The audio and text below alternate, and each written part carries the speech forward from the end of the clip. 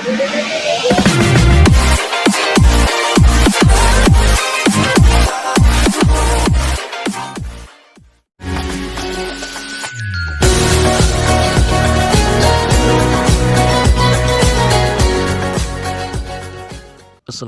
warahmatullahi wabarakatuh.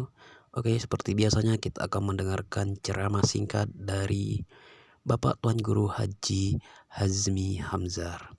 Oke, mari kita sama-sama. Khususnya kepada para santri yang saya cintai, Marakit Ta'limat, lembaga kita ini sesungguhnya di awal berdirinya memang dikenal dengan pondok pesantren takhasus, yakni pendidikan yang secara khusus hanya belajar agama. Belum ada pembelajaran dalam bentuk pendidikan formal, sehingga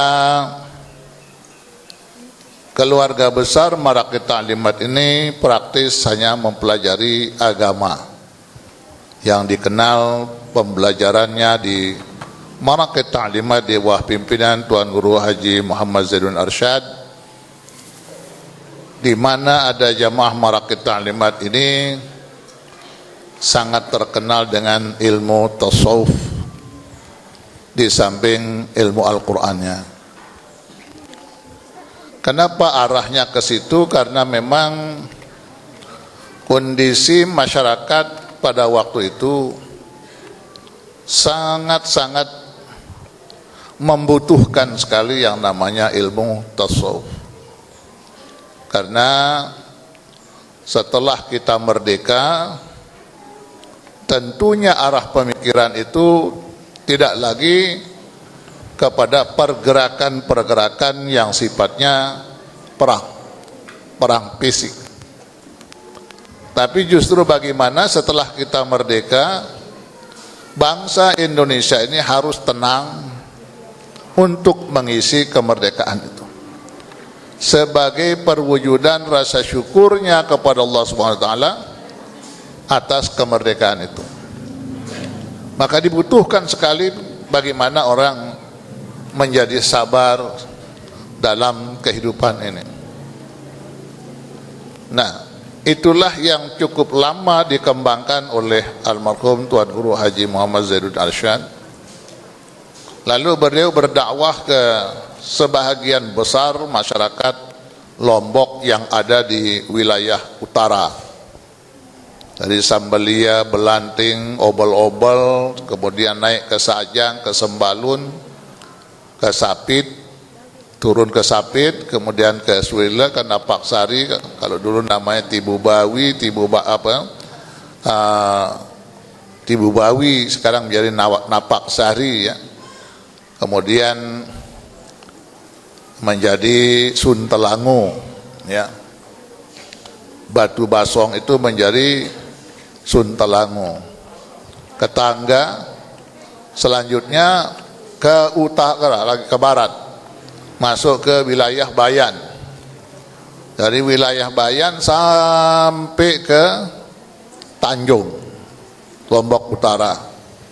Sehingga banyak sekali yang sekarang ini madrasah-madrasah Marakit Ta'limat di wilayah utara. Lalu kemudian menyeberang ke Lombok Barat, ke bagian selatan, Lombok Barat selatan di Bongor, Kebon Ayu dan sekitarnya, wilayah Gerung. Kemudian ke Lombok Tengah. Yang terbanyak adalah wilayah utara dari wilayah Lombok ini. Karena disitulah masyarakat kita ini yang berdiam, di sebagiannya itu adalah masyarakat yang dikenal dengan masyarakat waktu telu. Sehingga sangat dikenal beliau itu oleh masyarakat di belahan utara Lombok ini. Sejak kita masuk Sambelia, kemudian terus muter ke Bayan, beliau sangat dikenal oleh masyarakat. Nah, itulah sesungguhnya di awal ya, di awal yang beliau laksanakan, sehingga pada waktu itu belum ada secara khusus kita punya ibtidaiyah, punya sanawiyah seperti sekarang ini.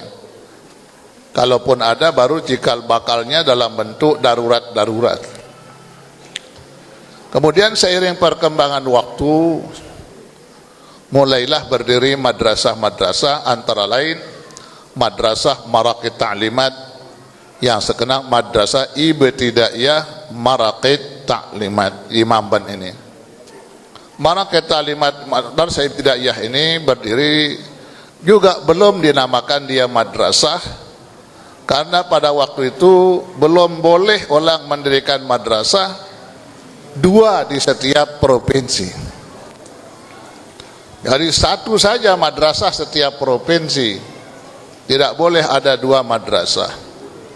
Sehingga itulah kita mengetahui sekarang ini ada apa namanya madrasah yang mungkin di tempat orang yang lain di luar kita, misalnya di Nahdlatul Ulama itu satu saja, pada madrasah itu tidak boleh ada dua. Maka ketika berdiri Maraqit Ta'limat ini di Madrasah Ibtidaiyah itu belum boleh dia dinamakan Madrasah Ibtidaiyah Maraqit Ta'limat. Pada waktu itu belum boleh distempel seperti itu. Maka kalau kita ditanya di mana sekolah, maka kita jawab sekolahnya di Gedong. Gedong ya, jadi panggilannya madrasah ini Gedong. Sebab kalau disebut dia madrasah dulu pasti tidak diizinkan. Maka namanya Gedung. Di mana sekolah, termasuk saya ini sekolahnya di Gedung ya, di Madrasah Ibtidaiyah. Ya, sekolahnya di mana? Di Gedung. Nah, kenapa namanya Gedung? Madrasah Ibtidaiyah ini hanya dibangun swasta pada masa itu dua. Gedung yang ada di Mamben dengan satu gedung ada di Aceh. Ada kembarannya madrasah ini oleh Masyumi pada masa itu. Maka disebut Gedung Masyumi, didirikan menyelenggarakan pendidikan yakni di Maraqit Ta'limat di Mamben dan yang satu di Aceh. Bayangkan itu, jadi belum ada madrasah itu.